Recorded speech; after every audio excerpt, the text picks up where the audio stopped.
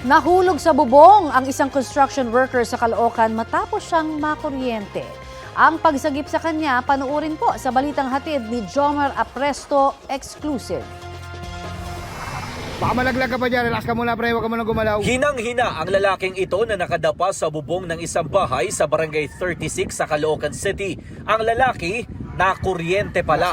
Ayon sa admin ng barangay na nagsilbering first responder sa insidente, nakarinig sila ng pagsabog mula sa isang transformer kahapon ng umaga.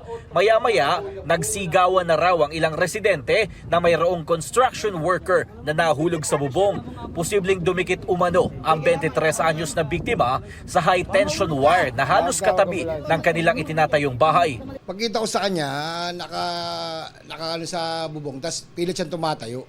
May malay naman, kinakausap ko, nagsusukat daw, siguro may sumabit siya ron, initya siya sa may kabilang bahay, sa bubong. Pinagayang yagwa, parang 4th floor, bumagsak siya sa bubong ng 2nd floor.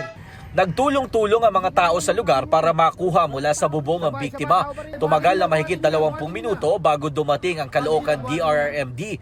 Gumamit sila ng spine board para maibaba at maisakay sa ambulansya ang lalaki. Ang huling balita ko ngayon, medyo okay naman daw.